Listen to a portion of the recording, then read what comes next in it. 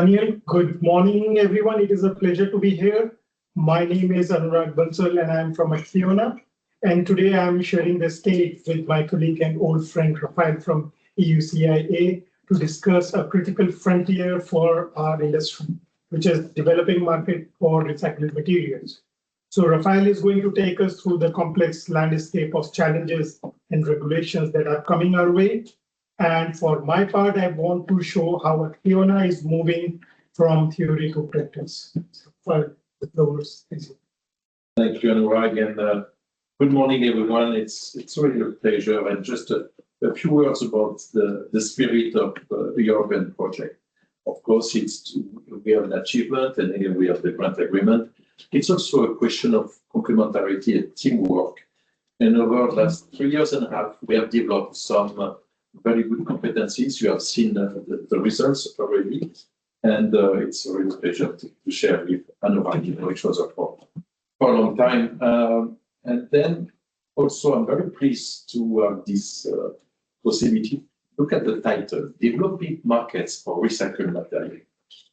Even 4 years ago, when we launched this project, it was somewhere about what are the possibilities at the end of life of the blades? What can we do?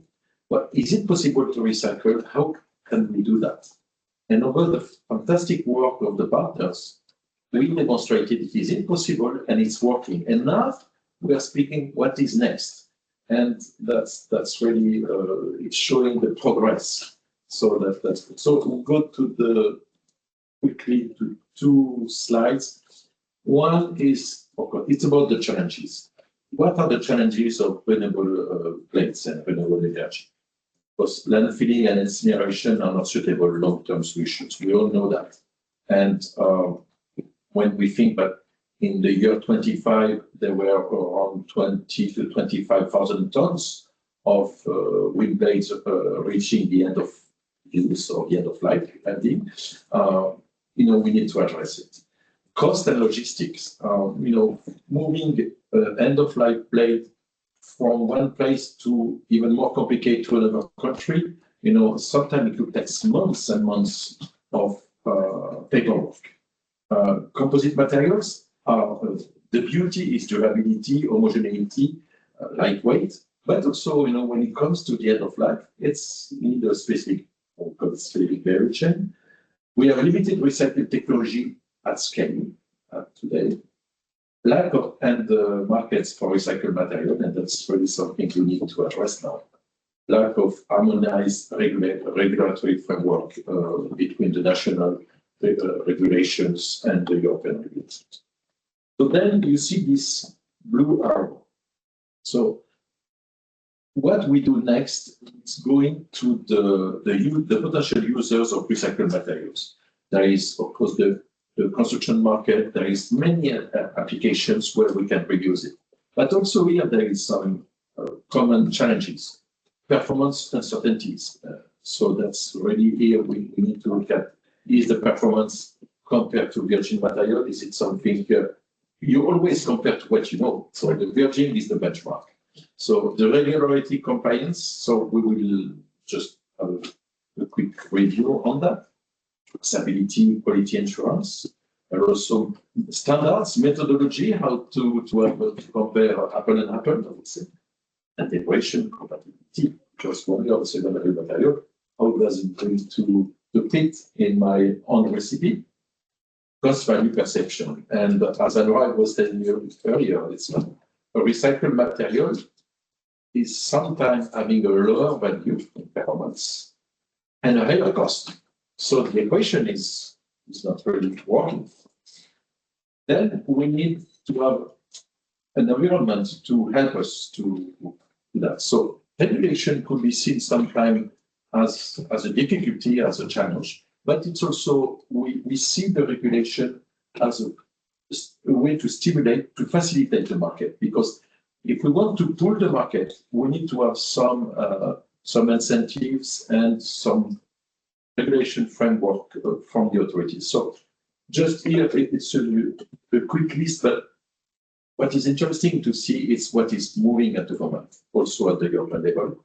So we are already the waste framework directive, and that's But now we are, there is in preparation the second raw material market policy with the Circularity Circular Economy Act. So especially right now, we need to increase the resilience of Europe and developing the circularity, reusing the material will really go on that that I call the virtuous circle. So the Circular Economy Act, we are working on it, and it's about to create a single market for single-use material and to develop all the good environment to develop it. So it means stimulations, incentives, also support some technology to reach to be reached at scale level. So an example of it's outside of the dates, but as I said earlier today, the end of life vehicle regulation is an example when the European Commission is taking the lead. Here, for example, the next regulation will force the automotive car producers, when they are using plastic, 25% of the plastics has to come from recycled material. Also, EPR stands for the Extended Producer Responsibility, which is always, it's also a way to put additional funding. And here we have the boating industry who has developed a good example, for example, in France, where you have this type of EPR to finance the end of life of the boats. So it's always, we need to create this circle. The Net Zero Industry Act, it's for public procurement, is also here a way where they are addressing the performance in terms of sustainability in their auctions. And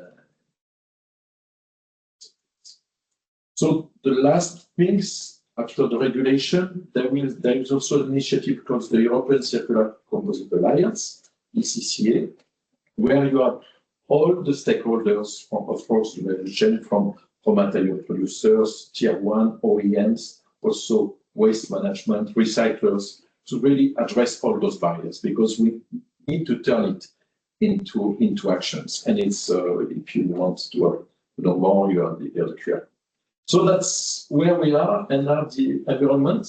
Of course, it's not the only things, the regulation of these things.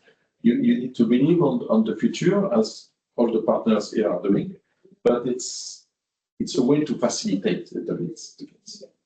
So thank you, Raphaël. Yeah. So we have seen that Raphaël has laid out the hurdles very like we face every day in a very good manner. Also, we have seen that how regulations, the coming regulations, will be helping the industry in overcoming some of the challenges and also helping the industry to adapt these material into real world applications. So at ACCIONA, we believe the biggest barrier to adoption of these materials is performance uncertainty. For the construction industry to truly embrace these recycled composites, we have to prove a single point, which is recycled does not mean lower quality. Now, this is why our approach focuses on industrial scale validation. So here you can see that we have chosen 3 demonstrators, but those demonstrators were not selected randomly. We designed them to follow the life story of a decommissioned wind turbine blade. We wanted to see how every single part of that blade could be used again. So it started with prototype 1. When a blade is decommissioned, it is cut and shredded, which generates a lot of fine particles. Usually these particles are ignored. But we are taking these fine particles or milled particles and using them to create pultruded profiles. We want to prove that even the smallest fragments of waste can be integrated back into standard manufacturing. Then we have prototype 2, where we focused on recycled fibers themselves. So here we are working with partners who are transforming these recycled fibers into non-woven mats, and then we are integrating these mats into infusion and protrusion laminate. Now, this isn't just a basic material. It's a high-performance multi-layer laminate that is going to substitute virgin chopped strand mat, which are currently being used. And finally, we bring it all together in one prototype, which is the prototype 3, the deck formwork system. Now, this is our most ambitious demo because it combines everything. It uses the profiles from demonstrator 1 and integrates them with compression molded panels from G's recycling, and which are made using shredded blades. Now, since formwork is used on almost every construction site, it is a perfect real-world test for strength and durability. Now, to conclude, I would like to tell you where we are. Right now, these demonstrators are under construction. Once they are ready, they will be installed and monitored in real environment to measure exactly how they perform. Our goal is to prove with hard data that we can replace virgin material without sacrificing an ounce of structural integrity. At ACCIONA, we aren't just recycling. We are transforming old blades into high-value assets. We are turning a waste problem into a circular solution. Thank you.